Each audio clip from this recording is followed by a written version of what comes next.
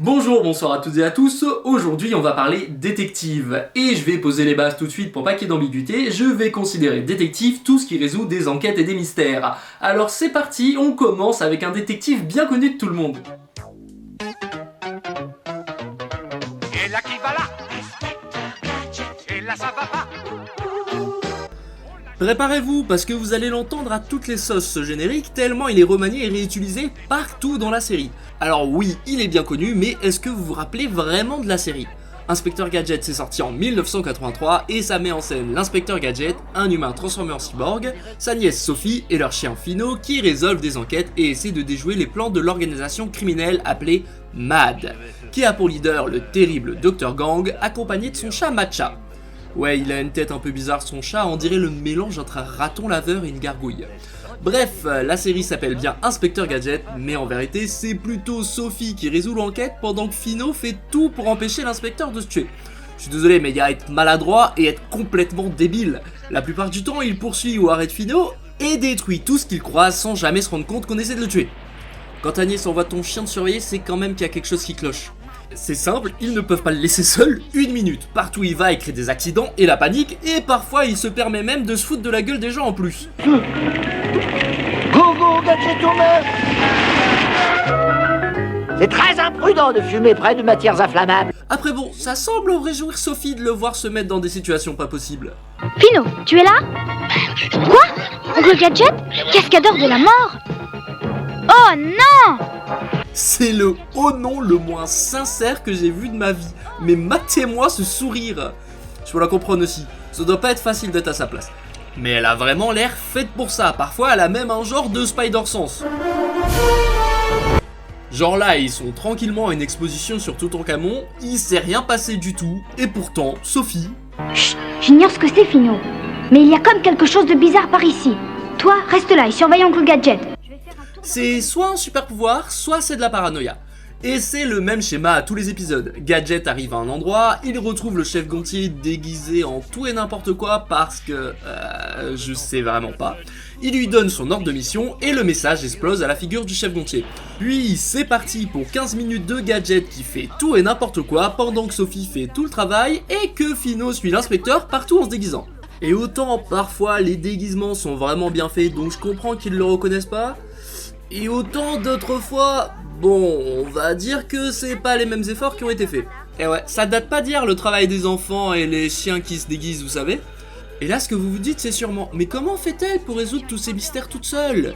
Eh bien, c'est simple, elle possède un livre ordinateur. Quoi, vous savez pas ce que c'est? Mais c'est simple, c'est un ordinateur en forme de livre. Ouais, c'est un ordinateur portable finalement, juste en un peu plus gros. Mais c'est pas ton PC tout pourri qui fait tourner Cyberpunk en 4K. Non, non, non. Là, c'est l'ordinateur de l'armée qui fait GPS, sonar, traceur, et ça aussi. Nous soulèverons suffisamment de sable. Quoi, vous avez jamais vu un livre qui tire des ondes pour créer des tempêtes de sable? Mais comment ça marche exactement? C'est vraiment random la technologie de ce livre. En fait, c'est un livre magique qui est là pour débloquer le scénario. Ça fait tout ce truc.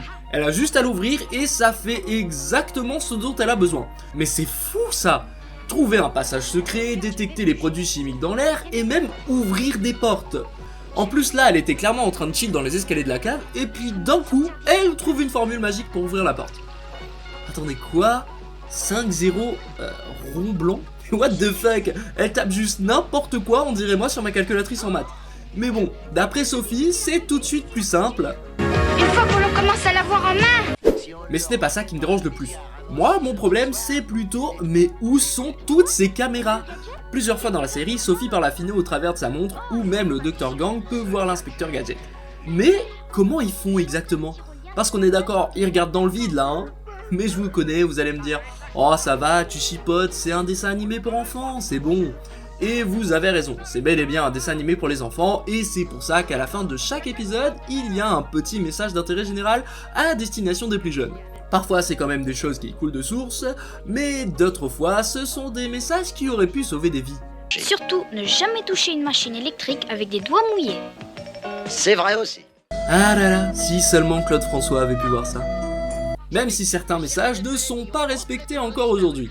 C'est le devoir de chacun d'entre nous de se faire vacciner pour la sécurité de tous. Ça ne fait presque pas mal. Finalement, dans la série originale, je m'attendais à trouver des trucs un peu farfelus, mais des épisodes que j'ai pu voir, malheureusement, c'était pas vraiment le cas. Alors oui, Mad a des plans complètement loufoques, genre donnez-nous 1 milliard ou on détruit toutes les forêts du monde. Ils ont pas dû payer vu l'état des forêts du monde en ce moment. Mais à part ça, la série est ok sans trop de dingueries. C'était un truc assez soft pour les enfants. Les scénaristes avaient tellement envie de faire un truc éducatif avec l'inspecteur Gadget qu'ils ont même créé une série entièrement dans ce but appelée Gadget Field Trip. Ça aussi c'est rien d'exceptionnel, c'est juste l'inspecteur Gadget qui te balance des dizaines d'informations sur un sujet. C'est une ambiance documentaire avec Gadget comme commentateur et parfois un choix de musique un peu particulier on va dire. Popping up. These people are called Aborigines. Bon, comme vous avez pu le constater, l'inspecteur Gadget, c'est la version Wish de Robocop, et c'est pas un détective très sérieux. On va donc s'intéresser maintenant à un vrai détective.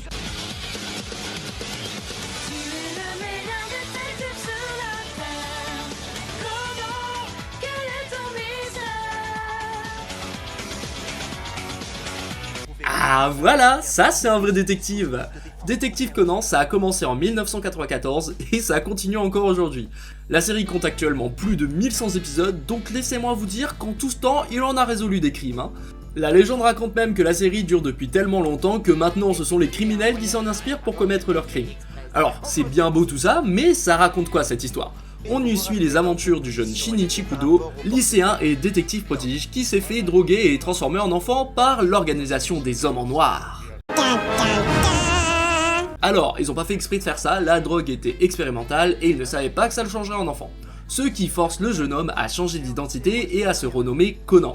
Alors, c'est le classique, ses parents sont pas là et ils en ont rien à foutre, donc il va séjourner chez son amie d'enfance Ran, qui est la femme la plus forte du monde, et son père, le détective Kogoro Mori, qui il est là, il fume, il boit.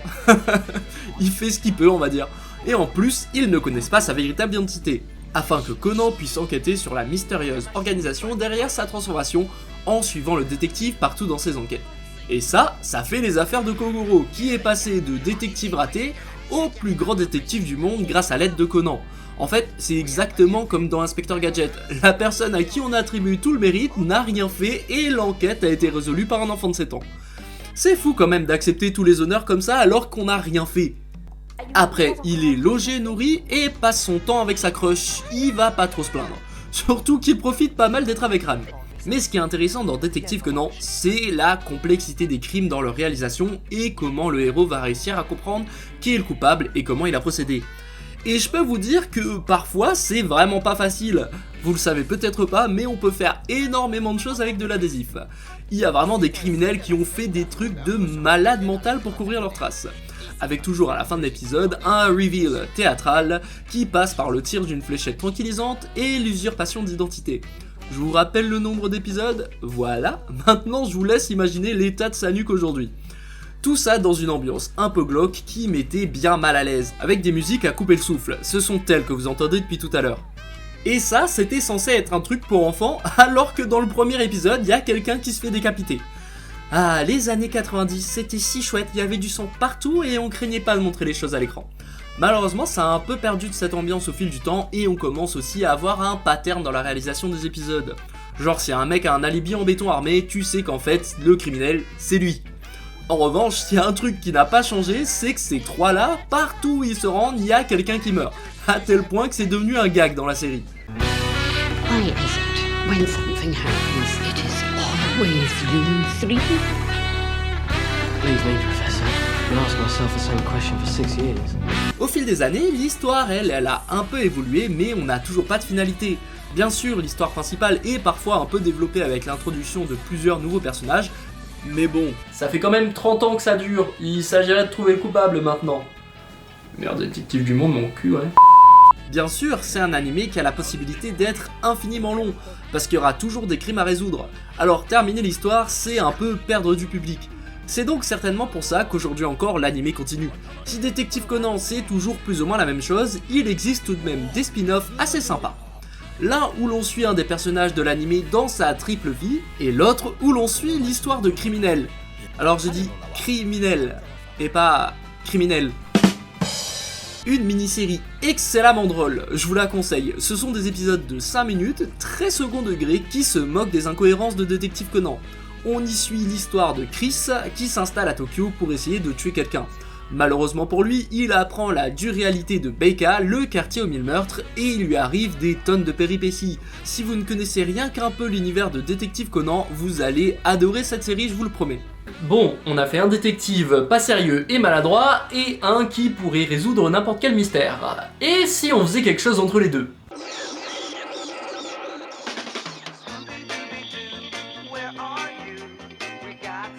Il y a eu des dizaines et des dizaines de versions de Scooby-Doo et on en a tous vu au moins une dans nos vies. Que ça soit la version Sammy Rasta, la version mini Scooby-Doo Scrappy-Doo, qui a étrangement la voix de Cyril MP4, ou peut-être même la version de 2015 avec un style de dessin singulier. Une version un peu spéciale je trouve, c'est beaucoup plus axé sur la blague et ça se voit qu'ils ont essayé de trouver un public plus jeune et ça a l'air horrible.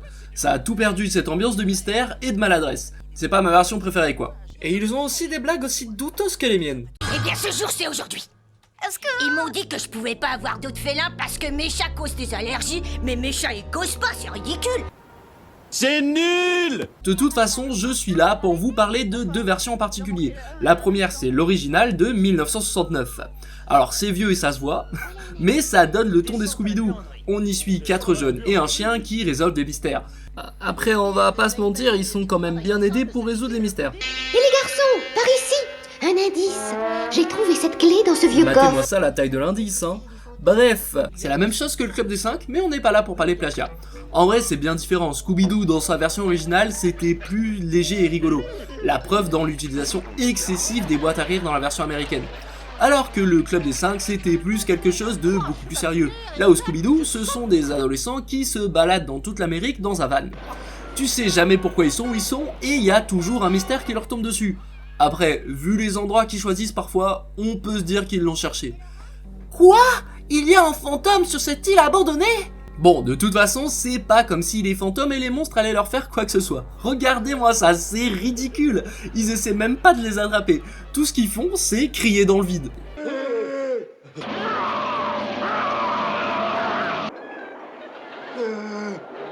Tu m'étonnes qu'ils se fassent attraper. Les seuls efforts qu'ils font dans leur plan, c'est la création de déguisements. Alors, ils le font peut-être pas tous. Tu vas pas accueillir des gens dans ton auberge et 10 minutes après les pourchasser dans les mêmes vêtements. Enfin monsieur, mais une barbe et un chapeau, ça ne cache pas une identité. Au moins c'est une jolie barbe, pas comme celle de Sammy qui est particulière. Je sais pas qui a été dessinateur sur certaines animations, mais sérieusement, c'est quoi ça ? On dirait des bijoux de famille. Bah, c'est toujours mieux que lui qui a des fesses à la place du menton. Parfois les dessinateurs, j'ai l'impression, ils se sont dit « Bon, ça passe, personne ne verra ». D'accord, à l'époque, tu pouvais pas mettre sur pause et il y a des choses qui sont passées inaperçues. Mais à l'ère du numérique, c'est chaud le nombre de dessins suspects. J'en ai tout un florilège pour vous.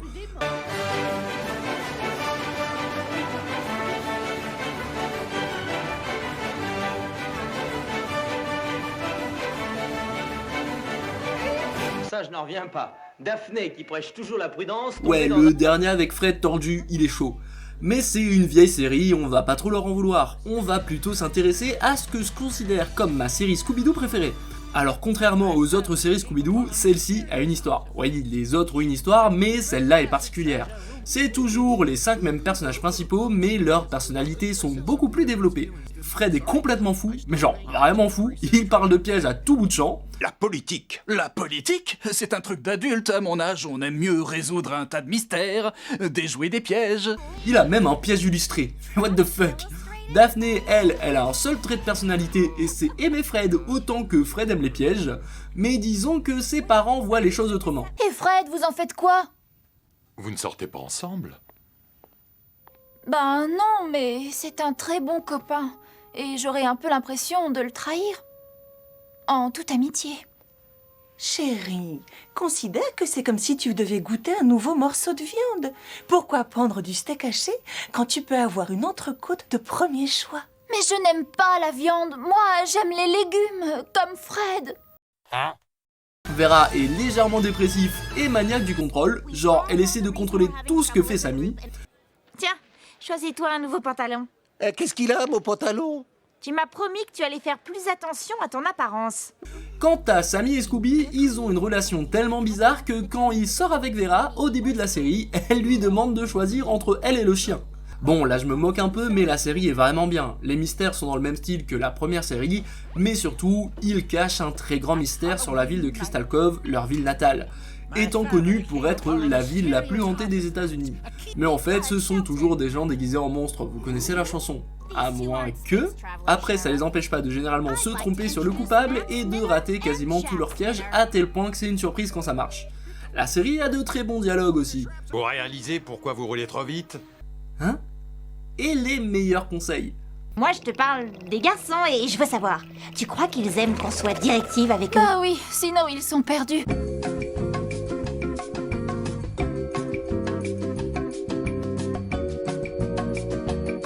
Bon, comme vous avez pu le voir, la série est vraiment drôle en elle-même et elle offre en plus un approfondissement des personnages et de leur univers. Alors foncez voir ça. Et voilà, c'est tout pour moi, j'espère que vous avez apprécié la vidéo. Allez vous battre en commentaire pour savoir qui est le meilleur détective de l'animation. En tout cas, personnellement, je pense soit à Conan, soit à Nicky Larson. Sur ce, abonnez-vous, n'hésitez pas à aller regarder les autres vidéos, et bonne journée et bonne soirée. La bise!